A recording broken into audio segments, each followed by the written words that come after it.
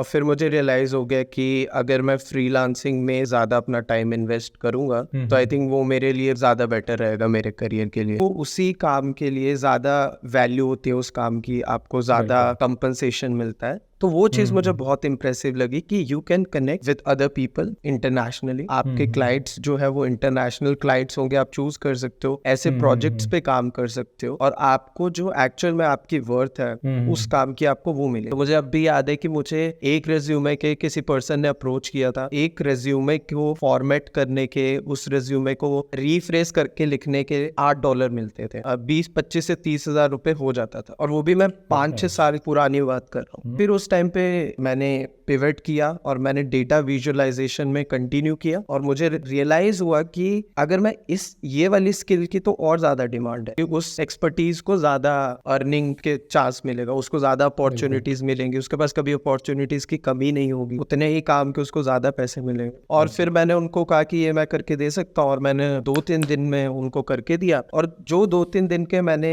उनसे चार्ज किए वो उतने थे जितने मैं शायद 1 महीने में उनके लिए एक वर्चुअल असिस्टेंट बन के कर रहा था। आपको बहुत जल्दी ऐसा नहीं है कि कोई भी रिप्लेस कर पाएगा, और ये इंटरेस्टिंग भी है और इसका इम्पैक्ट बहुत बड़ा है। जब मैंने स्विच किया डेटा विजुअलाइजेशन को, उस टाइम पे मेरा थोड़ा ग्रोथ फास्ट हो गया। अगर मैं कहूँ मैंने जितने भी प्रोजेक्ट्स किए हैं उसका मैं एक परसेंटेज बताऊं तो 90% ऑफ प्रोजेक्ट्स मैंने टैबल्यू और पावर बीआई के किए। मतलब फर्स्ट ईयर में मैं शायद कुछ, अगर मैं 2018 का बोलूँ तो शायद कुछ 40 to 50,000 पर मंथ एवरेज कर रहा था। ऑलमोस्ट 2019 में डबल हो गया था। ये 3 साल में मैंने अपवर्क पे फर्स्ट $100,000 कंप्लीट कर लिया with in 3 years, around I think 50-55 lakh. Question ये आता है कि आपने फर्स्ट 1 लाख रुपीज कितने टाइम में आपने अर्न किए?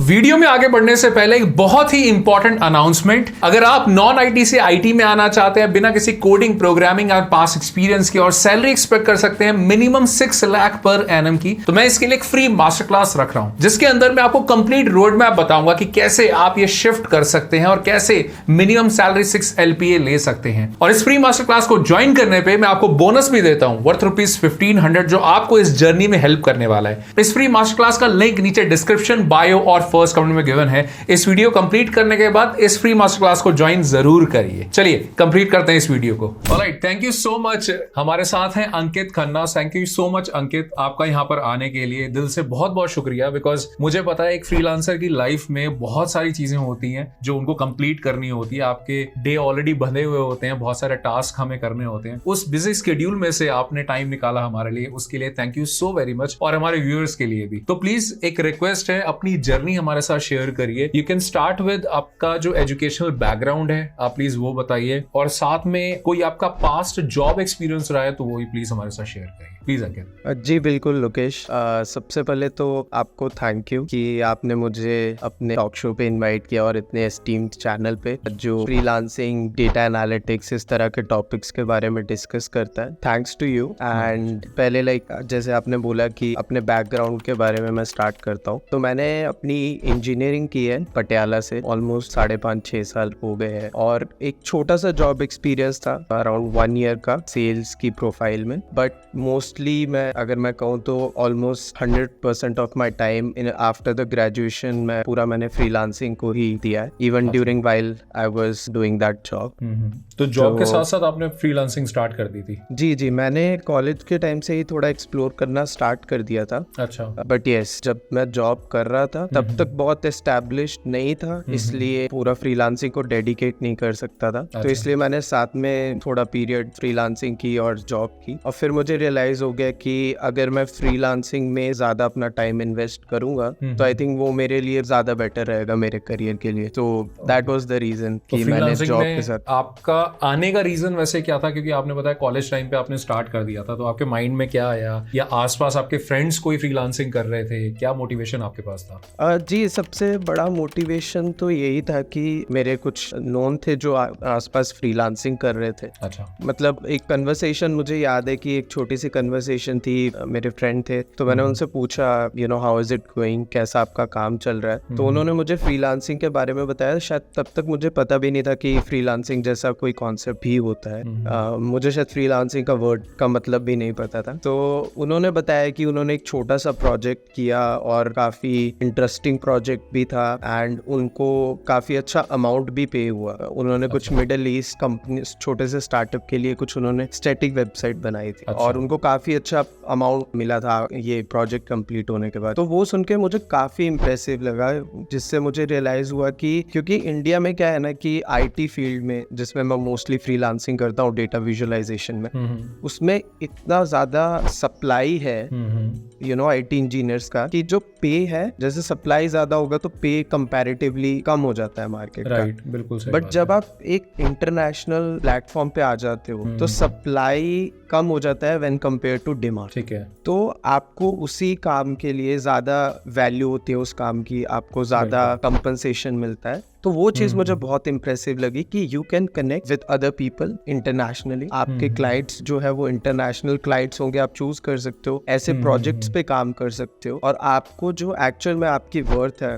उस काम की आपको वो मिलेगी। तो वो चीज मेरे को काफी अच्छी लगी। ऑलराइट। अच्छा, इसमें आप आए क्यों थे, वो रीजन हमें समझ में आ गया कि आपके किसी नोन के थ्रू आपको पता चला, और जनरली होता भी यही है, राइट? फ्रीलांसिंग के बारे में कहीं ना कहीं बड़ा ही माइंड ओपन करके जब हम रहते हैं तो कहीं ना कहीं इसके बारे में पता चलता है किसी नोन से। कभी आप ऑफिस में होते हो, काम कर रहे होते हो, तो आपके कलीग से पता चलता है, अरे अच्छा, मतलब ऑफिस के अलावा तू ये भी करता है, जहां पर ये एक्स्ट्रा अर्निंग हो जाती है, second salary kind of earning यहाँ से मिल जाती है, तो वहां से पता चलता है, which was very very true and very very amazing actually. लेकिन बहुत कम लोग होते हैं एक्चुअल में जो स्टेप ले पाते हैं। जनरली बहुत से लोगों के पास टाइम भी नहीं होता, वो भी एक बहुत बड़ा रीजन होता है। बट स्टेप लेना is something which is very very important. Action लेना बहुत इंपॉर्टेंट है। और ये आपने किस रीजन से आए थे ये हमें क्लियर हो गया। अच्छा, आप इसके अंदर आए कैसे थे, आपने स्टार्ट कैसे किया था? मतलब मैं जानना चाहता हूँ दो इंपॉर्टेंट चीजें। पहला, कौन से प्लेटफॉर्म से आपने स्टार्ट किया? दूसरा, कौन से स्किल के बेस पे आपने स्टार्ट किया? क्योंकि कॉलेज के अंदर जब आप थे, जब आप ग्रेजुएशन कर रहे थे, तो उस टाइम जनरली हमारे पास प्रैक्टिकल स्किल्स ऐसे नहीं होते, हमारे पास थ्योरेटिकल नॉलेज तो होती है। तो आपने किस स्किल के बेस पे स्टार्ट किया और कौन से प्लेटफॉर्म से आपने स्टार्ट किया? ये दो चीजें जरा बताइए। देखिए, ये पॉइंट ना आपने बहुत अच्छा बोला है कि जब हम कॉलेज में होते हैं तो हमारे पास शायद मार्केट रेडी स्किल्स नहीं होती है। जी। मतलब शायद हमारे पास होती है बट हमें ये नहीं पता होता कि उन स्किल्स का कैसे यूज करें एक प्रोफेशनल सेटअप में, या हम उन स्किल्स को लेकर कैसे डिलीवर कर सकते हैं। जैसे हो सकता है मैं कॉलेज में हूँ तो मुझे पोस्टर बनाना आता है, बट मैं कैसे क्लाइंट्स के साथ वो स्किल्स को लेकर काम कर सकता हूँ, या हो सकता है मुझे प्रेजेंटेशंस बनाना आता हो, कोड लिखना आता हो। बट एक एक्चुअल प्रोजेक्ट सेटअप में जो एक रियल लाइफ है, प्रैक्टिकल वर्ल्ड है, उसमें सबसे पहले तो ये मैं कैसे अपनी ये सर्विसेज को ऑफर करूं, और ऑफर भी करूं तो फिर उस सेटअप में काम कैसे करना है। बिल्कुल। तो आई थिंक ये बहुत बड़ा चैलेंज होता है, दोनों ही चैलेंज है। तो मैं अपनी बात करूंगा अपने एक्सपीरियंस के बारे में कि मैंने जब स्टार्ट किया था तो उस टाइम पर मेरा फोकस ये था कि मुझे एक पैरेलल अर्न करनी है। तो वो मेरा एक फोकस था, तो इसलिए मुझे कोई भी प्रोजेक्ट जो लगता था कि इंटरेस्टिंग है तो वो मैं तो अप्रोच करता था, उस पर बिड करता था। और आपने पूछा था कि कौन से प्लेटफॉर्म से मैंने स्टार्ट किया, तो मैंने सबसे पहले freelancer.com करके है, उससे स्टार्ट किया था। One of the most popular platform. हाँ जी, one of the most popular है। तो मैंने उससे स्टार्ट किया था। हालांकि मैं ये ऐड करना चाहूंगा, मैंने बहुत देर उस पर कंटिन्यू नहीं किया क्योंकि मुझे और कुछ प्लेटफॉर्म्स लगा ज्यादा वर्दी लगे, तो मैंने उन पे कंटिन्यू किया। बट वहां पे मैंने अपना सबसे पहले बिड करना स्टार्ट किया था। फ्रीलांसिंग वर्ल्ड में बिडिंग कहते हैं इसको। तो वहां पे मैंने अप्रोच करना शुरू किया, प्रोजेक्ट्स पे बिड करना स्टार्ट किया। और स्टार्टिंग में मैं कैसे प्रोजेक्ट्स को बिड कर रहा था, क्योंकि उस टाइम पे यानी कि 5-6 साल पहले जो मेरी आर्ट स्किल्स है वो उस टाइम पे वो स्किल्स नहीं थी। शायद मैंने वो सीखना भी शुरू नहीं किया था, शायद मैं सीख रहा था उस टाइम पर। तो मतलब डेटा विजुअलाइजेशन में आपने स्टार्ट नहीं किया था, जिसमें आज आपका कोर फ्रीलांसिंग है। अच्छा, बिल्कुल। जो आज मेरा कोर फ्रीलांसिंग है, जिसपे मैं लास्ट 4 साल से काम कर रहा हूँ, 4-5 साल से 99% ऑफ फ्रीलांसिंग मैंने उस पे की है वो। लेकिन मैंने शुरू वैसे नहीं किया था। जो मेरा छोटा सा 1-2 प्रोजेक्ट थे वो कोई और फील्ड के थे जो मैंने स्टार्ट किए थे, जिसकी वजह से मुझे एक पहला स्टेप मिला, इसलिए वो भी बहुत इक्वली इंपॉर्टेंट थे, क्योंकि वो शायद मेरे कॉन्फिडेंस के लिए इंपॉर्टेंट थे, शायद ये मेरे को मोटिवेट रखे कि मैं आगे कंटिन्यू करूँ, उसके लिए बहुत इंपॉर्टेंट थे। क्योंकि आपको अगर प्रोजेक्ट नहीं मिलता है कुछ टाइम में तो बहुत बार क्या होता है कि लोग ड्रॉप कर देते हैं, तो शायद वो प्रोजेक्ट्स की वजह से था कि शायद मैं कंटिन्यू करता रहा और आगे देखता गया प्रोजेक्ट्स। तो जैसे स्टार्टिंग में क्या था कि जैसे मैं आपको 1-2 प्रोजेक्ट्स के बारे में बता देता हूँ कि जैसे एक मैंने पहला प्रोजेक्ट था रेज्यूमे बिल्डिंग। तो मुझे अब भी याद है कि मुझे एक रेज्यूमे के किसी पर्सन ने अप्रोच किया था, एक रेज्यूमे को फॉर्मेट करने के, उस रेज्यूमे को रीफ्रेश करके लिखने के $8 मिलते थे। आज तो मतलब $8 जी, $8 पर रेज्यूमे, मतलब जो हो जाता है उस टाइम के हिसाब से 500-600 रुपए, और सारे फ्रीलांसिंग के चार्जेस काट कर और फिर थोड़ा बहुत पेमेंट गेटवे के चार्जेस काट कर अराउंड 450-500 रुपए तक आ जाते थे एक रेज्यूमे के। और उस टाइम पे शायद 2-3 रेज्यूमे डेली ऑलमोस्ट हो जाते थे, कभी कभी नहीं भी होते थे, मतलब बहुत ज्यादा वैसे एक रेगुलर फ्लो ऑफ वर्क नहीं था। बहुत एड हॉक रिक्वेस्ट होती थी कि आज 3 रेज्यूमेज है, ये कर दो, बट एक अच्छा पैसा था अगर देखा जाए तो। शायद एज अ स्टूडेंट अगर देखा जाए तो बहुत अच्छा, एटलीस्ट हम अपने खर्चे तो कम से कम निकाल सकते हैं। अच्छा, इसमें एक चीज और भी बहुत अच्छी है अंकित यहाँ पे कि काम तो एक हो गया, जैसे स्किल तो एक चीज हो गई कि रेज्यूमे बिल्डिंग हो गया या वेब डेवलपमेंट हो गया या XYZ कोई भी स्किल हो गया, बट दूसरी जो अच्छी बात यहाँ पर ये होती है कि हम क्लाइंट से बात करना सीखते हैं, राइट? जी बिल्कुल, वो एक बहुत इंपॉर्टेंट चीज है, क्योंकि कभी भी ऐसा एक्सपोजर मिलना वो बहुत कम होता है कि जब आप क्लाइंट से डायरेक्ट बात कर रहे हैं, वो किस बात पे खुश हो रहा है, किस बात पे डिलाइटफुल फील कर रहा है, किस बात पे वो नेगेटिव फील कर रहा है। और इनिशियल अगर हमारे करियर में करेक्शंस हो जाती हैं तो लाइफ में आगे बढ़ने में बहुत ज्यादा हेल्प हो जाती है, क्योंकि एवरी नाउ एंड देन आप लाइफ में कभी ना कभी कम्युनिकेट करते हो टॉप मैनेजमेंट से या क्लाइंट से या मैनेजर से, तो वहां सलीका होता है कुछ बात करने का। और अगर अर्ली लाइफ स्टेज पे पता चल जाए, जो कि हमें अपनी सराउंडिंग से नहीं मिल सकता, राइट? हमारे घर वाले या हमारे दोस्त या हमारे पड़ोसी या हमारे रिश्तेदार वो वैसे हमसे बात कभी नहीं करेंगे, तो वो कभी सेंस हमें मिल नहीं सकता कि एक्चुअल में बात करी कैसे जाती है। तो वो मिलना एक बहुत बढ़िया चीज है। मेरे को याद है मेरी जो एजुकेशन है गवर्नमेंट स्कूल से है, तो वो कहीं ना कहीं इंग्लिश वहां पे थी नहीं बिल्कुल भी। और मैं एक स्टेज ऐसा आया था जब मैं देखता था कि यार अब मैं इंग्लिश कैसे सीखूं, तो मैं बहुत ज्यादा मैं कई लोगों से पूछता था कि मैं इंग्लिश जो स्पोकन जो ये होते हैं इंस्टीट्यूट्स वो ज्वाइन कर लूं। तो वो मेरे को बोलते थे देखो आप ज्वाइन कर लो, लेकिन अल्टीमेटली वो है कि आपको बोलना पड़ेगा, बोलने से ही आप सीखोगे। तो किसी ने मुझे सजेस्ट किया 1-2 बहुत ही अच्छे टिप्स जिसको मैं हमेशा वो अप्लाई करता था। तो न्यूज़पेपर, इंग्लिश न्यूज़पेपर पढ़ना और मूवीज देखना, राइट? वो हमेशा हमें बोला जाता है। दूसरी चीज कॉल सेंटर पे कॉल करके बात करना इंग्लिश में। तो उस टाइम पे तो वोडाफोन वगैरह तब आए थे इंडिया के अंदर, तब कॉलिंग स्टार्ट हुई थी नई एंड वो बिल्कुल फ्री होता था उस टाइम पे, तो कस्टमर केयर है ना। तो उस टाइम पे हम बात करते थे, तब ट्राई करते थे और वहां से बहुत चीजें सीखने को मिलती थी, चाहे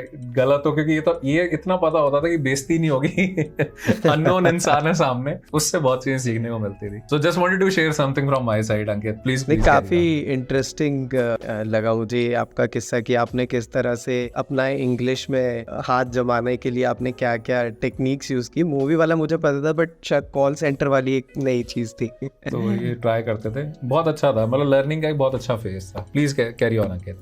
हाँ जी, तो बस यही एक मतलब इस तरह के प्रोजेक्ट से शुरू किया था। अब आज तो ऐसे टूल्स है जैसे ChatGPT हो गया जी, कि जिसपे शायद बहुत ऐसा मैनुअल वर्क ऑटोमेट हो गया, बट अब भी काफी सारा ऐसा मैनुअल वर्क है जो आप इन टूल्स के जरिए नहीं कर सकते। काफी जगह एक चीप रिसोर्स कॉस्ट एनालिसिस भी लगता है कि हो सकता है एक टूल को यूज करने का कॉस्ट ज्यादा हो, बट एक किसी इंसान से करवाने की उसकी कॉस्ट कम पड़े, कम हो। तो हाँ, ऐसा है। तो इस तरह से मैं ये कहूँगा कि काफी सारे ऐसे जॉब्स है जिसे आप स्टार्ट कर सकते हो। एंड आपने बहुत अच्छा पॉइंट बोला कि स्टार्टिंग में एक क्लाइंट से बात करना, उनसे उनकी क्या जरूरत है उसको समझना, रिक्वायरमेंट को गैदर करना और उनसे नेगोशिएट करना, क्योंकि एक तरह में आप अपने आप को सेल कर रहे हो, आप अपनी सर्विसेज सेल कर रहे हो, आप अपने आप को सेल कर रहे हो एक तरह से। बिल्कुल। ठीक है, तो आपको कैसे नेगोशिएट करना है उनको और किस तरह से काम को डिलीवर करना है, उसके बाद उनके फीडबैक को कैसे समझना है। तो ये सारी चीजें हर प्रोजेक्ट में एक ही रहती है। ऐसा नहीं है कि आप किसी और इंडस्ट्री का प्रोजेक्ट करोगे, कम स्किल वाला प्रोजेक्ट करोगे तो उसमें ये चीजें नहीं होंगी। ये 4-5 चीजें कंसिस्टेंट है हर चीज में। तो इसलिए ये सारी चीजें इररिस्पेक्टिव ऑफ आप किस तरह का प्रोजेक्ट करें, ये तो आपको सीखने को मिलेगी। उसी तरह से मैंने एक प्रोजेक्ट किया था, एक ऑस्ट्रेलिया का एक फोन रिपेयर चेन का एक स्टोर था, मतलब जैसे अपने यहाँ पे फोन रिपेयर की शॉप्स होती है, तो वो एक वहाँ पे स्टोर था।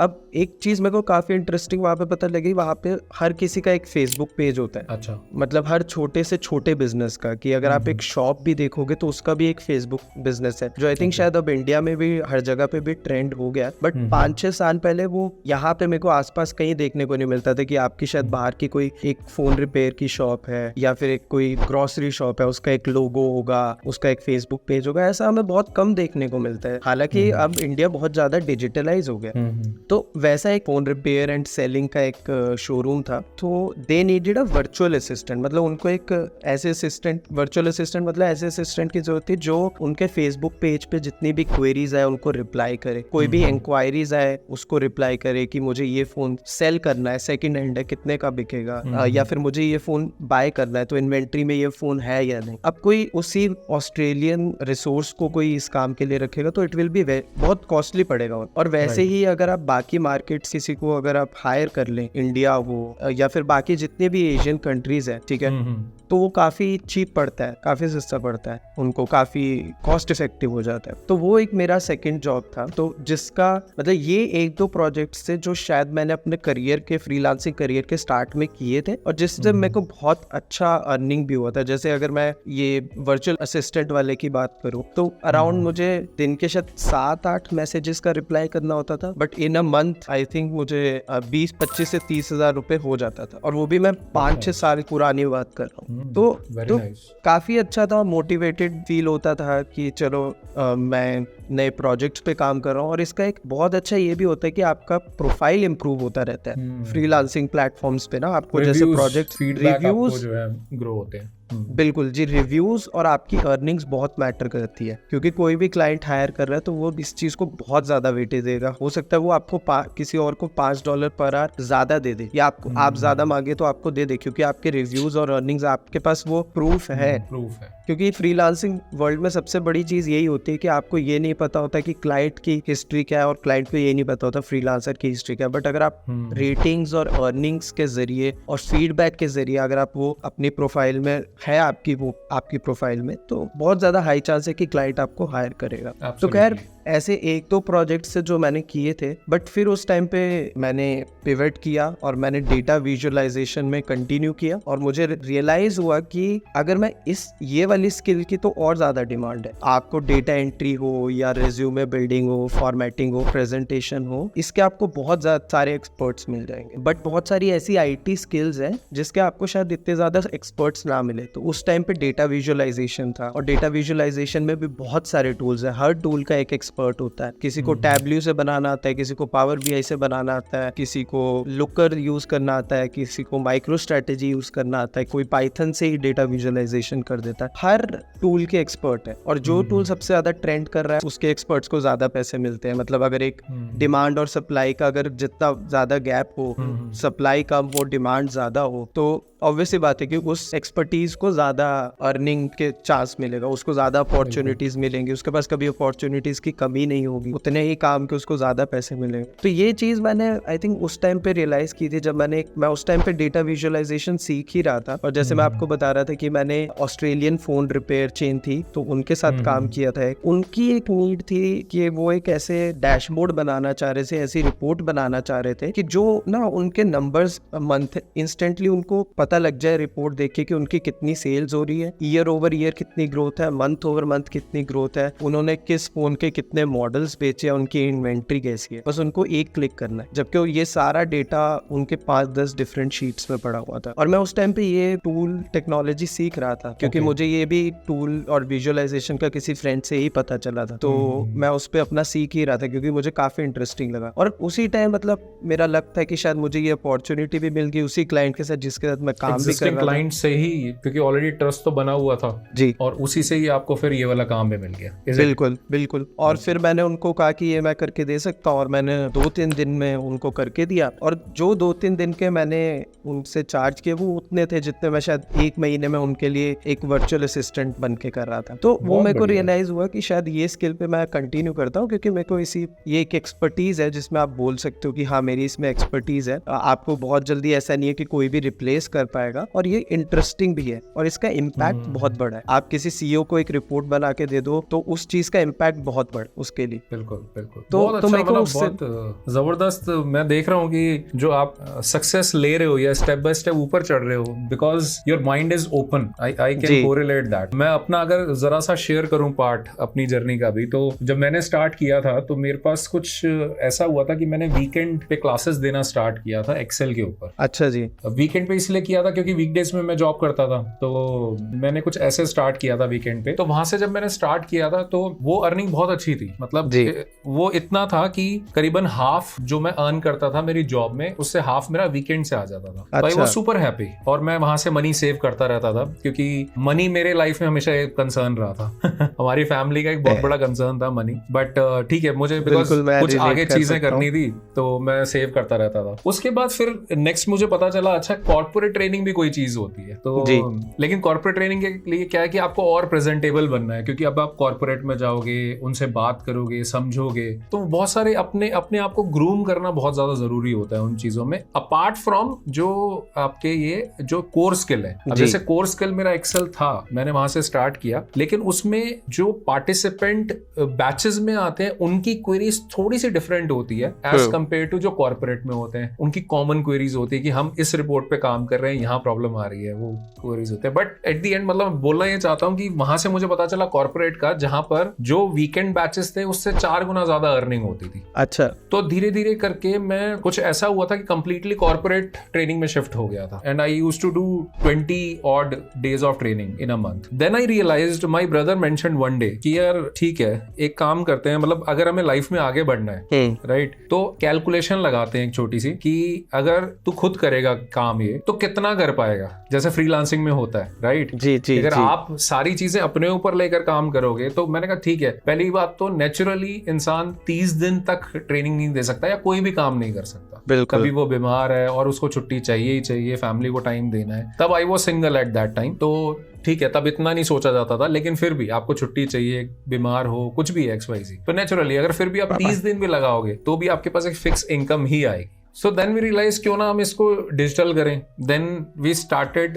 recording our courses. जब हमने अपने कोर्स रिकॉर्ड किए तो हमें ये चीज समझ में आई कि अच्छा आप केटर कर सकते हो एक लार्जर ऑडियंस बिना वो चीज मैनुअली प्रेजेंट हुए वहां पर। तो वहां से उसकी पावर समझ में आई। तो अगर मैं ऑडियंस से भी मैं बात करूं तो अंकित ने जो बात करी है या जो मैं बात कर रहा हूं, मैं यहाँ पे क्यों यहाँ पे अपनी बात कर रहा हूँ, मैं आपका टाइम वेस्ट नहीं कर रहा या मैं अंकित का टाइम वेस्ट नहीं कर रहा। मैं ये बोलना चाहता हूँ कि आप ये समझो कि हमारे बीच में भी एक चीज यहाँ पे कॉमन है। वो कॉमन क्या है कि बैक ऑफ द माइंड में हमें लाइफ में आगे बढ़ना था। और जो मैंने अपनी जर्नी स्टार्ट करी थी ना, मैंने भी अपनी जर्नी पैसे देखकर ही स्टार्ट करी थी। जो मैंने आपको बोला, मेरी सबसे बड़ी प्रॉब्लम थी हमारे यहाँ पे मनी की, इसीलिए मैंने वो चीज स्टार्ट करी थी। लेकिन वो मेरा प्रोफेशन बन गई और वो ऐसा प्रोफेशन बनी कि आज अगर मैं जॉब कर रहा होता तो वो इनकम आज की मेरी इनकम के सामने कुछ भी नहीं है। वो बिल्कुल है ना। और वो बिजनेस लेवल डिसीजन लेते चले गए। अंकित की भी अर्निंग अब आप आगे जाके सुनोगे, देन यू विल रियलाइज कि किस तरह की वो अर्निंग कर रहे हैं जो आप इमेजिन भी नहीं कर सकते। और वो हुआ किस लिए? क्योंकि उन्होंने अपने आप को ग्रूम किया, उन्होंने समझा कि कैसे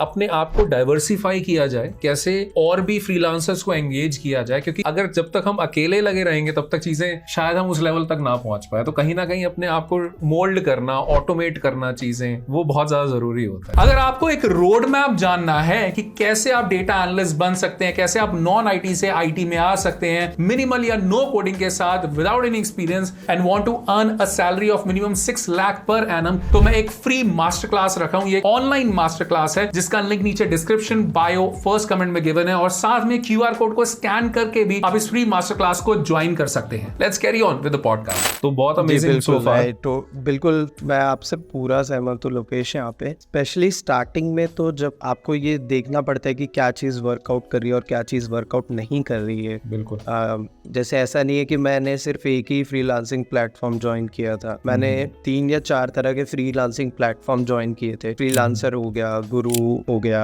उसके बाद अपवर्क हो गया, उसके बाद ट्रूलांसर है वो हो गया, फिर PPH कर पीपल पर आर है वो हो गया।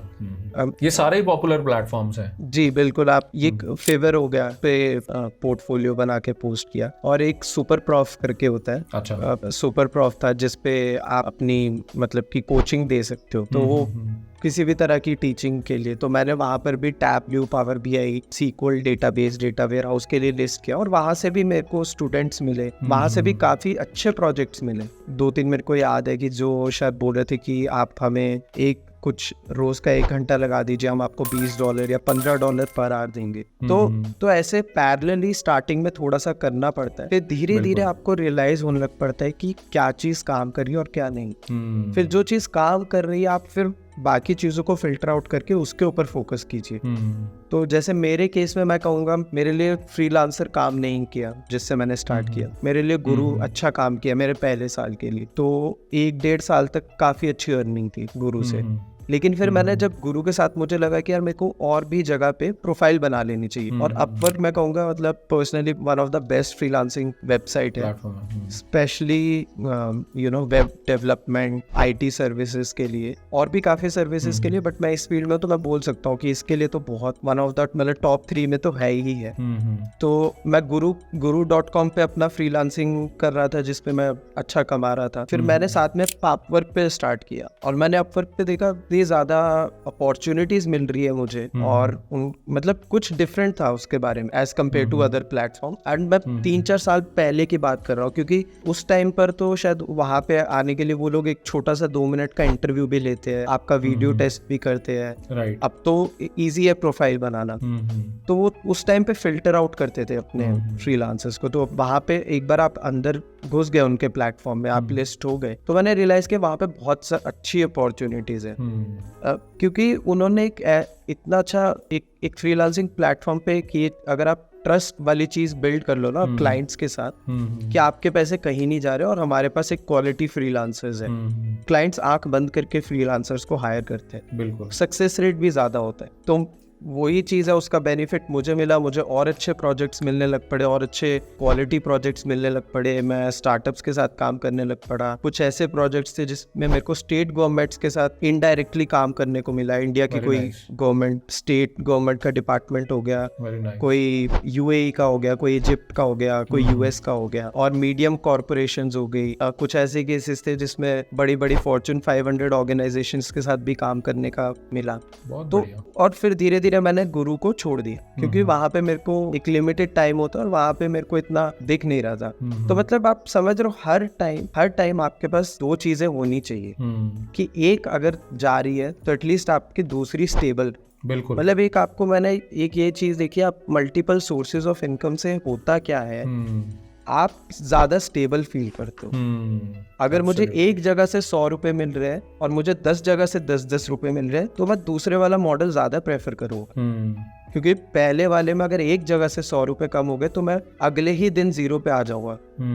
लेकिन दूसरे वाले केस में 3 बंद होंगे तब भी मैं 70 पे हूँ, और जब मैं 70 से भी अपना गुजारा कर सकता हूँ, और धीरे धीरे करके और मेरे साथ हो सकता है आगे 5 जुड़ जाए, तो वो सस्टेनेबल है, ज़्यादा स्टेबल है, और आपको स्ट्रेस कम रहता है। तो इसलिए मैं यही कहूँगा कि मतलब सबसे अच्छी बात जो मुझे फ्रीलांसिंग की लगती है, कि अगर आप जॉब कर रहे हैं जो आपको अलाउ करता है कि आप साथ में फ्रीलांसिंग टाइम है आपके पास, ऐसा साथ में आप कर सकते हो, तो बिल्कुल आई थिंक करना चाहिए। फाइनेंशियली आपको बहुत हेल्प करता है, आपका खुद का सेल्फ कॉन्फिडेंस बहुत ज़्यादा इम्प्रूव होता है, क्योंकि आप अपने you are on your own. ठीक है, वो जो कॉन्फिडेंस मिलता है ना, कि इतने सारे प्रोजेक्ट्स करने के बाद आप पहले क्लाइंट के आई थिंक 10, 15, 20 प्रपोजल पे आप सबमिट करोगे, तब जाके मुश्किल से एक या 2 रिप्लाई आते हैं, वो भी तब जब आपकी बहुत अच्छी फ्रीलांसिंग प्रोफाइल। इसी पॉइंट पे अंकित एक क्वेश्चन है मेरा, कि आपको जो फर्स्ट जॉब मिली थी, आपने बताया रिज्यूमे बिल्डिंग की, रिज्यूमे करेक्शन की बेसिकली, या उसको फॉर्मेटिंग की, तो वो आपको कितने टाइम में मिल गई थी? आपने freelancer.com पे आपने प्रोफाइल बनाया था, तो कितने टाइम आपको लगा था वो मिलने में? वो मेरे को ज्यादा टाइम नहीं लगा था, लकीली मेरे को 1 हफ्ते के अंदर मिल गई थी। नॉर्मली मेरे हिसाब से 1 हफ्ते में नहीं मिलता है, 1 या 2 हफ्ते में।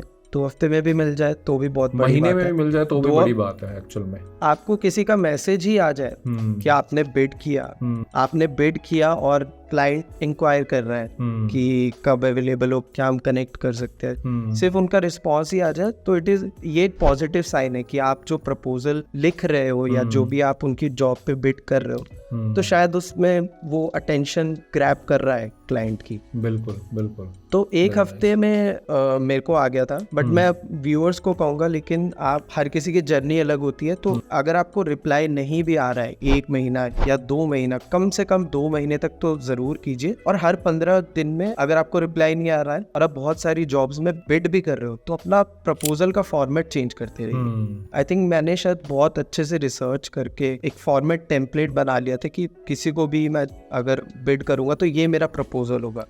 छोटी सी एक मेरे बारे में समरी, फिर एक क्विक मेंशन अबाउट कि मेरी स्किल्स क्या है, और फिर 2-3 मैंने एग्जांपल मेरे प्रोजेक्ट्स क्या किए, या फिर अगर मैं कोई लिंक दे सकता हूँ, हाइपर लिंक, बस कंसाइज वो। तो मैंने इस तरह का एक टेम्पलेट बना लिया काफी हद तक, जो मैं अब भी फॉलो करता हूँ। तो आई थिंक शायद उसकी वजह से मेरे को बहुत जल्दी जॉब मिल गया था। अच्छा, या मोस्टली कोई भी रीजन हो सकता है। मोस्टली जो स्किल्स हैं बेसिकली, जैसे अभी आप डेटा विजुअलाइजेशन में हो, सपोज आपने पावर बीआई के ऊपर प्रोजेक्ट्स किए, फ्रीलांसिंग प्रोजेक्ट्स किए, अब उसमें क्या है कि अगर हम अपने सैंपल प्रोजेक्ट्स दिखा दें या पास्ट प्रोजेक्ट्स के स्निपेट्स भी दिखा दें जो डैशबोर्ड हमने क्रिएट किए हैं, so we are already halfway done, right. वो प्रोजेक्ट हमें बिल्कुल ऑलरेडी मिल जाएगा अगर उसकी क्वालिटी देखते ही बनती है कि यार बहुत जबरदस्त बंदे ने डैशबोर्ड बनाया है। जी बिल्कुल, क्योंकि अल्टीमेट गोल ही प्रोजेक्ट देने वाले का ये है कि यार मेरे को इस डेटा के बेस पे मेरे को ऐसा डैशबोर्ड चाहिए जिससे मुझे इनसाइट्स मिल सके। बिल्कुल बिल्कुल। और अगर आपने बनाया हुआ है, और यही चीज जॉब में भी होती है, मैं अपने बहुत सारे मेंटीज को ये बोलता हूँ, देखो आप पावर बीआई जब लर्न करते हो, लर्न करने के बाद डैशबोर्ड क्रिएट करो और उसको लिंक्डइन पे पोस्ट करते जाओ। बिल्कुल, पोस्ट करो, टैग करो, जिन कंपनीज में आप जाना चाहते हो उन कंपनीज को टैग करो, उनके रिक्रूटर्स को टैग करो, मैनेजमेंट को टैग करो, टीम लीडर्स को टैग करो। उनको पता चलेगा कि आप एक ऐसे इंसान हो जिसको पावर बीआई के थ्रू डैशबोर्ड क्रिएट करने आते हैं, आपको डेटा एनालिसिस आता है, विजुअलाइजेशन आता है, तो डेफिनेटली 10 दिन में, 15 दिन में, 20 दिन में, महीने में आपको डीएम आने शुरू हो जाएंगे। हमारे यहाँ पे रिक्वायरमेंट है, आप करना चाहते हो। And the same case goes for the freelancing also. कभी भी कोई प्रोजेक्ट चाहिए, अपने सैंपल पहले ही रेडी रखो, और सैंपल दिखा दिए तो आप ऑलरेडी आपने बैटल हाफ तो आपने वन कर ही ली। जी बिल्कुल, मैं यही कहूंगा कि अपनी प्रोफाइल में ना आपके पोर्टफोलियो बहुत अच्छा होना चाहिए, और बहुत मुश्किल नहीं है अगर आप स्ट्रैटेजिकली सोचो तो। बिल्कुल, कुछ 6-7 यूज केसेस से ही जो मार्केट के 80% ऑफ रिक्वायरमेंट्स है ना वो कवर हो जाती है। जैसे आपने एक सोशल मीडिया का डैशबोर्ड बना लिया, आपने एक हेल्थ केयर के ऊपर डैशबोर्ड बना लिया, आपने एक कंज्यूमर इंडस्ट्री का डैशबोर्ड बना लिया, आपने एक बिजनेस सेल्स और इन सब परफॉर्मेंस का डैशबोर्ड बना लिया। तो जो आप देखोगे 70 to 80% ऑफ द जॉब्स जो है ना वो यही 5-6 यूज केसेस के अराउंड होती है। और आप हर बार, और आप अगर जॉब में मेंशन्ड है कि हम ये वाला डैश, इस तरह का हमारी इंडस्ट्री है, आप वो वाला डैशबोर्ड को हाईलाइट करो और बोलो बाकी ये एग्जांपल्स है। परफेक्ट। या अगर आपको नहीं पता कभी कभी कि कौन सी है तो आप सारे एग्जांपल्स दे दो। तो बहुत बार 80% ऑफ द केसेस में यही होगा कि क्लाइंट बोलेगा कि मेरे को भी कुछ सिमिलर चाहिए, उसको ये कॉन्फिडेंस मिलेगा कि इसने पहले किया हुआ है। जी, बहुत बढ़िया पॉइंट आपने बोला। और यही एग्जैक्टली एक और मेरे माइंड में पॉइंट आ रहा है जॉब से रिलेटेड। अभी क्या होता है ना, मैं बोलता हूँ कि देखो आप एक काम करो, जब भी आप अप्लाई करते हो जॉब के लिए, जिस जॉब के लिए अप्लाई कर रहे हो 10 मिनट निकाल लो, उसका जेडी देख लो, जेडी में जो उनके की पॉइंट्स हैं वो की पॉइंट्स अपने सीवी के अंदर डालो, उनको बोल्ड करो और दे दो उनको। मतलब उनको ज्यादा टाइम लगेगा ही नहीं आपको शॉर्टलिस्ट करने में। बिल्कुल बिल्कुल, आप एज सिंपल एज दैट। जी बिल्कुल, आपको मतलब एक नेचुरल भी होता है ये, और ऐसा नहीं कि सीखा नहीं जा सकता, बट सबसे ये चीज होती है कि किसी की रिक्वायरमेंट को समझना वो बहुत जरूरी है। अगर आपके अंदर नेचुरली है तो बहुत अच्छी बात है, नहीं है तो आप सीख सकते हैं, ऐसी कोई बड़ी बात नहीं है, बट ये होता बहुत जरूरी है। तो आप जॉब पोस्ट देख के समझ सकते हो कि आप इस क्लाइंट को शायद किस तरह की एक्सपर्टीज चाहिए, और उस चीज को आप हाईलाइट कीजिए। एब्सोल्युटली, बढ़िया। अच्छा, यहाँ तक तो वी आर गुड। एक क्वेश्चन मैं और ब्रीफली आपसे आंसर चाहूंगा। जी, आपने बताया आपको पहली जॉब कब मिली, विद इन अ वीक या 15 15 डेज के अंदर you got your first job. जी। अब क्वेश्चन ये आता है कि आपने फर्स्ट 1 लाख रुपीस कितने टाइम में आपने अर्न किए थे? अब थोड़ा मनी रिलेटेड क्वेश्चन पूछ लेते हैं। जी बिल्कुल, आई थिंक व्यूअर्स को काफी क्यूरियोसिटी भी होगी। One of the most important motivating factor also, तो इसीलिए ये पूछना जरूरी है। तो बताइए एक बार कि कितना टाइम आपको लगा था फर्स्ट 1 लाख रुपीस अर्न करने में फ्रॉम फ्रीलांसिंग? फर्स्ट 1 लाख करने में I think around 4 to 5 months लग गए थे। एंड थैंक्स टू, मैं वही बोल रहा हूँ कि जब मैंने स्विच किया डेटा विजुअलाइजेशन को, उस टाइम पे मेरा थोड़ा ग्रोथ फास्ट हो गया। उसकी वजह से I think first 5 to 6 months में मैंने अपना फर्स्ट 1 लाख क्रॉस कर लिया था। अच्छा।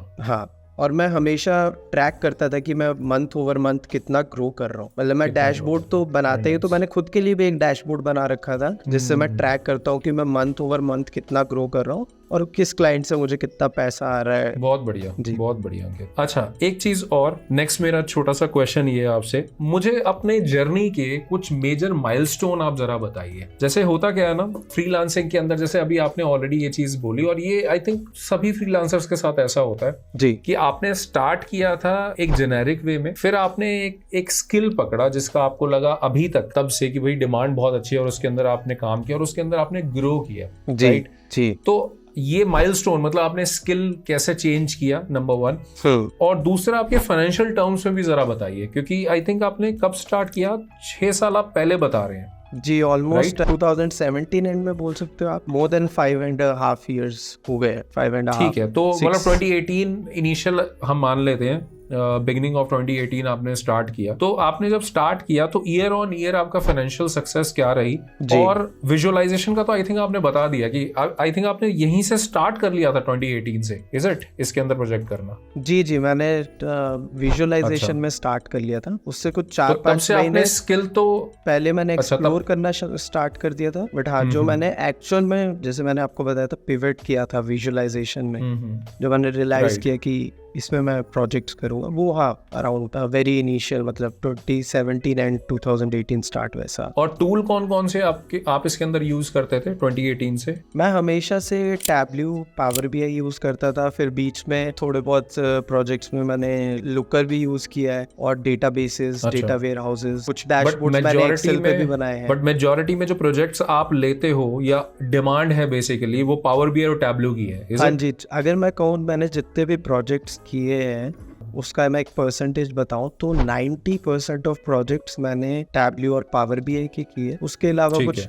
थोड़े जो 10% रह गया, वो किसी को जैसे कोचिंग दे दी सीक्वल पे, या फिर कुछ डैशबोर्ड्स बनाए तो एक्सेल पे बना लिए या लुकर पे बना लिए, इस तरह के जो हो गए। या फिर किसी और तरह की कंसल्टेशन हो गई डेटाबेसेस, डेटा वेयर हाउसेज से रिलेटेड। बट 90% मेरा टैबल्यू और पावर बीआई के थ्रू ही मेरा मेजर एक्सपर्टीज है। ठीक है, ठीक है। अब 2018 से अगर हम स्टार्ट करें आपकी फाइनेंशियल माइलस्टोन, तो वो थोड़ा आप डिटेल में बताइए। 2017, 2018, 2019 बेसिकली 2018 से तो आपने स्टार्ट किया था, 2019 तक आपका 1 ईयर में क्या आपका फाइनेंशियल ग्रोथ है, if you remember that tentatively? मतलब फर्स्ट ईयर में मैं शायद कुछ, अगर मैं 2018 का बोलूँ तो शायद कुछ 40 to 50,000 पर मंथ एवरेज कर रहा था मैं, जो वेरी नाइस। मतलब मैं कहूँगा पहला मेरा जो इनिशियल ईयर जिसको मैं कंसिडर करता हूँ फ्रीलांसिंग का, तो वो वैसा था। और फिर उसके बाद ऑलमोस्ट 2019 में डबल हो गया था, क्योंकि लकीली ऐसा हमेशा, मतलब 2-3 साल हमेशा ऐसे ही हुआ है कि जैसे जैसे टाइम प्रोग्रेस कर रहा है तो मेरे को वैसे वैसे क्वालिटी ऑफ क्लाइंट्स और अच्छे अच्छे प्रोजेक्ट्स भी मिल रहे हैं। तो उसी की वजह से नेक्स्ट ईयर भी, मतलब मैं कंपेयर टू प्रीवियस ईयर मैं अच्छा ग्रो कर रहा था। तो मेरा यही एक मैट्रिक रहता था खुद की प्रोग्रेस देखने के लिए कि मैं ग्रो कर रहा हूँ और मेरे कितने लॉन्ग टर्म क्लाइंट्स हैं, तो मैं वो भी ट्रैक रखता हूँ।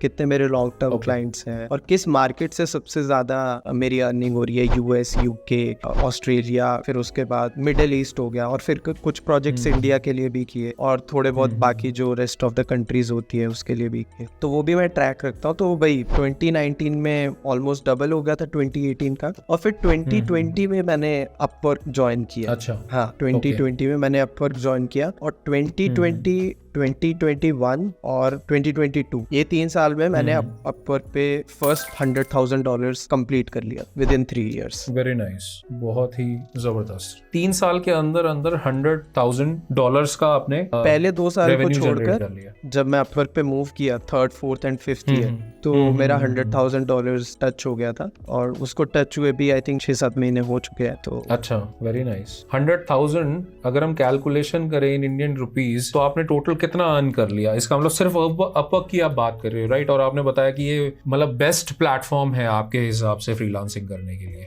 जी, कुछ स्पेसिफिक टेक्नोलॉजीज के लिए बेस्ट है। INR के हिसाब से हम कितना इसको माने? INR के हिसाब से अपवर्क की फीस डिडक्ट करने के बाद, एक्चुअली अपवर्क की थोड़ी फीस ज़्यादा होती है बट अब तो मई से उनकी भी फीस कम हो जाएगी। एक नोटिफिकेशन आया कि उनकी फीस भी काफ़ी कम हो जाएगी, तो उनकी फीस निकाल कर around I think 50-55 lakh, around 80 lakh के आसपास इन जनरल होता है, बट फीस वगैरह काट के जी अराउंड बिटवीन 50 to 60 लाख के आसपास। अभी तो आपका एक्सचेंज रेट बढ़ गया, पहले थोड़ा कम था। जब मैंने था तो 70-68 इतना होता था, अभी तो 80 टच कर गया। तो हाँ, इतना था। और एक्चुअली मैंने काफ़ी सारे प्रोजेक्ट्स पे ऐसे कोलैबोरेशन में भी काम किया है, काफ़ी सारे प्रोजेक्ट्स में हायर भी किया है कुछ रिसोर्सेज को। तो वो चीज़ मतलब उसी चीज़ की वजह से, उसी एक अप्रोच की वजह से जो शायद आप पहले भी बोल रहे थे कि आप अकेले काम नहीं कर सकते बट इन कोलैबोरेशन, या अगर आप अपनी टीम ग्रो कर लो। जब आप एस्टैब्लिश फ्रीलांसर हो जाते हो या किसी चीज़ में भी एस्टैब्लिश हो जाते हो, आपके पास रिक्वायरमेंट्स बहुत आएंगी, आपके पास 5 प्रोजेक्ट्स आ रहे हैं, आपके पास टाइम नहीं है करने का, तो आप किसी को हायर कर सकते हो। आप शायद कोई आपके फ्रेंड सर्कल में हो, आप उनके साथ कोई भी जो आपका अरेंजमेंट चलता हो, आपकी फैमिली में हो, तो आप नहीं है तो फ्रीलांसिंग प्लेटफॉर्म्स को ही यूज करके किसी एक्सपर्ट को आप हायर कर सकते हो और एक प्रोजेक्ट को आप डिलीवर कर सकते हो। मल्टीपल प्रोजेक्ट्स एक टाइम पे आप चल सकते हैं, एक जिस पे आप खुद काम कर रहे हैं, 2 प्रोजेक्ट्स ऐसे जिसमें आप सिर्फ क्लाइंट के साथ बात कर रहे हो और सिर्फ आप डेडलाइंस और उनकी एक्सपेक्टेशंस को मैनेज कर रहे हैं, ठीक है। तो उस चक्कर में आई थिंक ये काफी मेरे को हेल्प किया $100,000 टच करने में। और इस अर्निंग में काफी सारा थोड़ा सा पार्ट 5 to 10 to 15% उनका भी था जिनके साथ मैं काम कर रहा था। तो आई थिंक ये अप्रोच काफी एक बार कोई भी एक एस्टैब्लिश फ्रीलांसर बन जाता है तो आई थिंक नेक्स्ट स्टेप फिर लैडर में यही होता है कि आप एक अपनी टीम बना सकते हैं, या फिर आप फ्रीलांसिंग प्लेटफॉर्म पे अपने आप को एज ए एजेंसी बहुत रजिस्टर कर सकते हैं। अपवर्क हो गया, गुरु हो गया, फ्रीलांसर हो गया। जी, फ्रीलांसर हो गया। मैंने देखा है बहुत सारी, मतलब जब आप सर्च करते हो किसी भी एक पर्टिकुलर स्किल से रिलेटेड काम के लिए, तो डेफिनेटली अगर 10 फ्रीलांसर्स अगर दिख रहे हैं तो उनमें से 2 या 3 एजेंसीज तो डेफिनेटली होती है, और वो भी टॉप में जरूर कोई ना कोई आती है एजेंसी। जी बिल्कुल, which is very very valid. Benefit है, आई थिंक क्लाइंट को भी बेनिफिट है, एक और ज्यादा ट्रस्ट बन जाता है, एक ट्रस्ट भी बन जाता है। काफी ऐसे भी प्रोजेक्ट्स होते हैं जिसमें एक रिसोर्स से काम नहीं चलता, आपको 2-3 चाहिए होते हैं, तो कभी कभी क्लाइंट प्रेफर करता है कि इस तरह की अरेंजमेंट जिसमें वो 2 या 3 रिसोर्सेज को इकट्ठे हायर कर सकें। बिल्कुल सही है, बहुत बढ़िया बहुत बढ़िया। एक लास्ट क्वेश्चन अंकित आपसे, मुझे पता है आपके साथ जैसे हमारा पहले फोन पे डिस्कशन हुआ था जी, आपके पास बहुत सारी चीजें हैं हमें बताने के लिए, हमारी ऑडियंस को बताने के लिए, हमें सिखाने के लिए, रादर अगर मैं बोलूं तो बताना भी नहीं सिखाना। आपसे बहुत सारी चीजें सीखनी है मुझे भी और मेरी सारी ऑडियंस को फ्रीलांसिंग की दुनिया में, तो डेफिनेटली हम आगे जरूर बढ़ेंगे। बट अभी इस पॉडकास्ट के लिए एक लास्ट क्वेश्चन आपसे पूछूंगा। एक ब्रीफ आप एक एडवाइस देना चाहें, कुछ रिकमेंडेशन देना चाहें जितने भी एस्पायरिंग डेटा एनालिस्ट हैं या जो डेटा एनालिस्ट हैं या डेटा विजुअलाइजेशन एक्सपर्ट हैं। मोस्टली मैंने एक चीज देखी है, जैसे आपने जब बताना ये स्टार्ट किया था तो आपने एक चीज बोली थी कि अगर हम बात करें तो इंटरनेशनल मार्केट में सप्लाई जो है फ्रीलांसर्स की वो कम है इन दिस पर्टिकुलर स्किल। लेकिन मैं एक चीज, मैं अपने एक्सपीरियंस से अगर ये देखता हूं तो जो जॉब में लोग हैं उनकी स्ट्रेंथ है अच्छी खासी, लेकिन वो लोग फ्रीलांसिंग में नहीं, राइट, इस पर्टिकुलर स्किल के अंदर। तो अगर जो मेरी ऑडियंस देख रही है वो अगर डेटा विजुअलाइजेशन के अंदर है, they know power BI, they know Tableau, और वो फ्रीलांसिंग करना चाहते हैं, तो आप उनको क्या एडवाइस करना चाहोगे कि वो जेन्युइनली फ्रीलांसिंग स्टार्ट कर सके? जैसे मैंने बताया कि मैंने वीकेंड से अपना कोचिंग का स्टार्ट किया था and it became full time for later on. तो ऐसे ही अगर वो वीकेंड्स पे अपना स्टार्ट करना चाहे, सेकंड सैलरी अर्न करना चाहे, पैरेलल इनकम अर्न करना चाहे, तो क्या एडवाइस आप देना चाहते हैं? देखिए, जो लोगों को ऑलरेडी एक टेक्नोलॉजी आती है, चाहे कोई भी हो, डेटा विजुअलाइजेशन हो, वेब डेवलपमेंट हो, ग्राफिक डिजाइनिंग हो, किसी भी तरह की एक टेक्नोलॉजी अच्छी खासी आती है, तो उनका पहला हर्डल तो वैसे ही पार हो गया कि उनको आती है और वो किसी जगह पे काम कर रहे हैं, तो उनको एक प्रोफेशनल वे में लोगों के साथ डील करना भी आता है उनको। तो ये तो ऑलरेडी वो चीज़ है जो जिस पे उनको वर्क भी नहीं करना है, ये उनके पास ऑलरेडी है। तो ऐसे लोगों को मैं सबसे बड़ी एक ये एडवाइस दूंगा कि अगर आप अपनी फ्रीलांसिंग जर्नी स्टार्ट करना चाहते हैं, सबसे पहले तो एक कंपेलिंग प्रोफाइल बनाइए, इस तरह की प्रोफाइल जो अटेंशन ग्रैब करे, बेसिकली बहुत सिंपल हो और आपका पोर्टफोलियो हो उस पे। जैसा मैं पहले बता रहा था कि कुछ ऐसे एग्जांपल्स हो जो 70 to 80% ऑफ यूज केसेस को कवर करते ही है।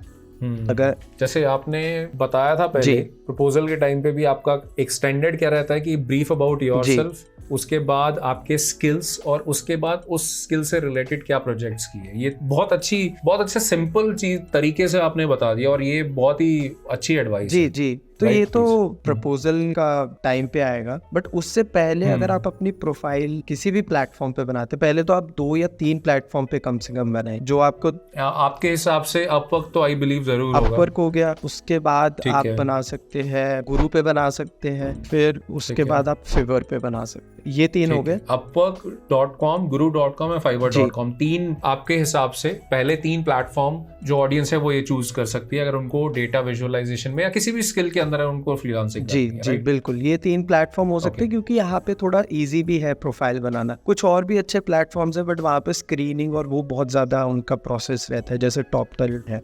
तो ये कुछ अच्छे प्लेटफॉर्म्स है जहाँ पे इजी भी रहेगा, क्विक टू स्टार्ट भी रहेगा और जहाँ पे एक रिक्वायरमेंट्स आती रहती है। तो सबसे पहले तो ये कि इन 3-4 प्लेटफॉर्म्स पे आप प्रोफाइल बनाइए, क्योंकि आपको कंटेंट वही कॉपी पेस्ट करना है जो आपकी प्रोफाइल पे होगा, बस सबका एक सेक्शन अलग होता होगा। But mostly her freelancing website में यही होता है कि एक आपके बारे में सेक्शन, एक आपके पोर्टफोलियो, फिर आपकी एजुकेशन हो गई या बाकी चीज हो गई, तो वो जो कंटेंट होगा वो सेम ही रहेगा। तो ऐसा नहीं होगा कि आपको हर बार 1-1 घंटा लगे, ठीक है। तो सबसे पहले तो आप ये 3-4 प्लेटफॉर्म चूज कीजिए और उस पे अपनी प्रोफाइल बनाइए और उस प्रोफाइल पे आप अच्छे अपने पोर्टफोलियोज रखिए, ठीक है। और अपने पोर्टफोलियोज के अलावा और आप प्लेटफॉर्म पे जाके बाकी फ्रीलांसर्स की प्रोफाइल भी देख सकते हैं जो अच्छा कर रहे हैं। अगर आप सर्च करें तो आप देख सकते हैं कि टैबल्यू कीवर्ड सर्च करें जैसे अपवर्क पे, तो आप देखोगे कि आप ये सारे फ्रीलांसर्स है, टॉप फ्रीलांसर्स है, उनकी प्रोफाइल देख के आपको कुछ क्यूज भी मिलेंगे, तो उन क्यूज को फॉलो कीजिए और उस तरह से जो आपकी प्रोफाइल में फिट बैठता है, जो आपके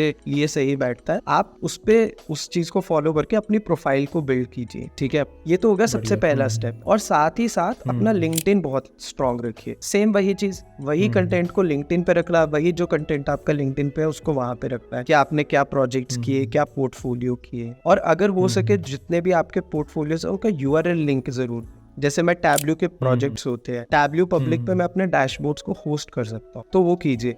अगर आप नहीं होस्ट कर सकते तो एटलीस्ट ड्राइव में वो स्क्रीनशॉट्स डाल के वो ड्राइव का लिंक दीजिए। जैसे पावर बीआई के डैशबोर्ड्स को मैं होस्ट नहीं करता हूँ, तो मैंने एटलीस्ट ड्राइव में उनके स्क्रीनशॉट्स खींच के उनका लिंक रखा हुआ है, ताकि वो मेरे पोर्टफोलियो में भी रहे, मेरी प्रोफाइल में भी रहे, और अगर मैं कहीं प्रपोजल भी सबमिट करूँ तो मैं सीधे कॉपी पेस्ट करके सेंड कर सकता हूँ। तो ये तो मेरी सबसे पहली टिप होगी कि अपनी प्रोफाइल बहुत अच्छी बनाइए और कंसिस्टेंट बनाइए, बहुत मुश्किल नहीं है। एंड सेकंड टिप मेरा ये होगा कि ये तो हो गया स्टार्ट करने के लिए, फिर मेरा सेकंड टिप होगा आप जब बिड करें तो आप ये सबसे पहले ये देखिए कि कौन से प्रोजेक्ट्स आपके लिए सही है। हर प्रोजेक्ट पे बिड मत कीजिए, क्योंकि आजकल बिडिंग करना भी कॉस्टली होता है, एक लिमिटेड बिड्स मिलते हैं, वो खत्म होने के बाद आपको खरीदने पड़ते। तो देखिए कौन से प्रोजेक्ट आपके लिए सही है और एक प्रपोजल का एक टेम्पलेट बना लीजिए और उस टेम्पलेट को जो आपका वर्क करता है उस पे बिड कीजिए। जैसे मैंने पहले भी बताया था कि एक अपनी हेडलाइन दीजिए कि जैसे मैं लिखता हूँ अंकित खन्ना, अगर टैबल्यू का प्रोजेक्ट है तो मैं लिखूंगा Ankit Khanna certified Tableau expert, so and so many years of experience, ये मेरी हेडलाइन हो। अगर पावर बीआई का तो मैं टैबल्यू की जगह पावर बीआई लूँ, क्योंकि वहां पे टैबल्यू मेंशन करने की कोई जरूरत नहीं है क्लाइंट को, क्योंकि हाँ क्लाइंट को किस चीज से फर्क पड़ता है बेसिकली, एग्जैक्टली वो चीज हमें लिखनी बिल्कुल है, जो वो सुनना चाहता है बेसिकली, अगर हम सिंपल वर्ड्स में बोलें वही हमें बताना बिल्कुल है। अगर उसने क्लियरली मेंशन किया कि उसको एक पावर बीआई डेवलपर चाहिए, क्योंकि काफी बार क्लाइंट्स मेंशन भी नहीं करते, वो लिखते हैं मुझे एक डेटा विजुअलाइजेशन एक्सपर्ट चाहिए, तो आप उसमें बताइए कि मैं एक्सेल यूज करके भी आपके डैशबोर्ड्स बना सकता हूँ, टैबलू यूज करके भी, पावर बीआई करके। लेकिन अगर उसने लिखा है कि पावर बीआई डेवलपर चाहिए, मुझे टैबलू डेवलपर चाहिए, तो अपना पूरा प्रपोजल उसको उस फॉर्म में रखिए कि मैं एक सर्टिफाइड टैबलू एक्सपर्ट हूँ, और फिर छोटा सा एक अबाउट मी सेक्शन 2-3 लाइन्स का कि मैं एक टैबलू सर्टिफाइड एक्सपर्ट हूँ, मेरे को इतने साल का एक्सपीरियंस है और मैंने इतनी ऑर्गेनाइजेशंस के साथ काम किया है जहाँ पे मैंने स्क्रैच से लेकर फुल फ्लेज्ड उनका टैबलू आर्किटेक्चर सिस्टम पूरा सेटअप किया। और फिर नीचे आप लिखिए अपनी स्किल्स, क्योंकि टैबलू के अलावा भी बहुत सारी स्किल्स चाहिए होती है कि सीक्वल में आप अच्छे हो, डेटा क्लीनिंग, डेटा मैनेजमेंट में आप अच्छे हो, ये 2-3 चीजें लिख सकते हैं। अगर प्रपोजल में पता लग रहा है कि उनको क्या चीज चाहिए तो उस हिसाब से अपनी स्किल्स लिखिए। अदरवाइज आप 2-3 कॉम्प्लीमेंट्री स्किल्स जरूर लिखें। टैबलू के साथ मुझे डेटाबेसेस भी आता है, उसके साथ मुझे एक्सेल भी आता है, और उसके साथ मुझे और भी tools and technologies data analytics के आते हैं, क्योंकि ये ऑब्वियस ही बात है, डेटा एनालिसिस का प्रोजेक्ट है, तो ये वाली स्किल्स भी मैटर करती है और ये आपके रिज्यूमे पे एक प्लस पॉइंट डालती है आपके प्रपोजल पे। और फिर उसके बाद 2 या 3 प्रोजेक्ट्स का एक सिंगल लाइन में बस एक एग्जांपल दीजिए कि here are 4 examples of my project, और उसके साथ अपना पोर्टफोलियो अटैच कर दीजिए कि मैंने एक ऑस्ट्रेलिया के स्टोर के लिए एक सेल्स डैशबोर्ड बनाया था, ये उसका लिंक है। मैंने एक यूएस कंपनी के लिए एक हेल्थ केयर डैशबोर्ड बनाया था, ये उसका लिंक है। और अगर आपको पता है कि क्लाइंट किस इंडस्ट्री से, अगर वो इंश्योरेंस इंडस्ट्री से है, तो वो उस चीज को हाईलाइट किए सबसे टॉप पे कि ये एक मैंने ऐसा प्रोजेक्ट बनाया था जो इंश्योरेंस इंडस्ट्री का है, इस तरह से। और ऐसा प्रपोजल बना के साथ में अपने इमेजेस का एक ऑप्शन होता है, हर फ्रीलांसिंग प्लेटफॉर्म पे होता है, तो अपने स्क्रीनशॉट जरूर अटैच कीजिए और ये प्रपोजल आप सबमिट कीजिए। और इसको आई डोंट थिंक 5 या 10 मिनट से ज्यादा लगते हैं। तो ये चीजें सेकंड, आप अपने प्रपोजल पे जरूर वर्क कीजिए। ट्राई एंड एरर मेथड से आपका और इम्प्रूव हो जाएगा। तो आप देखिए कि क्या टेम्पलेट ऐसा है जिसपे आपको बेटर रिस्पॉन्स मिलता है। अगर आपको नहीं मिल रहा तो थोड़ा चेंज कीजिए। और मैं एक बात ये बता दूं कि जो मैंने एक नॉर्मल कन्वर्जन देखा है कि अगर कोई नया फ्रीलांसर है तो वो कम से कम 20 से 30 प्रपोजल सबमिट करेगा, तब जाके उसको 2 या 3 का रिप्लाई आएगा। उसमें से भी 1 या 2 क्लाइंट होंगे जो सेट होंगे, फिर शायद होके वो कन्वर्ट होगा एक्चुअल प्रोजेक्ट। तो ये रेशियो होता है कि आप 30 बार बिड करोगे तो शायद तब जाके आपको एक प्रोजेक्ट मिलेगा फॉर न्यू फ्रीलांसर्स जिनकी कोई फ्रीलांसिंग रिव्यूज नहीं है। हाँ, और ये बहुत डिमोटिवेट होने वाली बात नहीं है। मतलब this is how it works. ये मैं इसलिए बता रहा हूँ कि आप ये डिमोटिवेट ना हो जाए कि मैंने 10 सबमिट किया और मेरे कोई रिस्पॉन्स नहीं आया, या मैंने 20 सबमिट किया मेरे रिस्पॉन्स नहीं आया। आज भी काफी बार होता है, अगर मैं 15-20 प्रपोजल डाल रहा हूँ तब भी मेरे को रिस्पॉन्स नहीं मिलता, जबकि मेरे इतने सारे रिव्यूज है, इतनी सारी अर्निंग्स है, इतने सारे फीडबैक्स है। तो डिमोटिवेट होने वाली बात नहीं है, that is the nature of the work.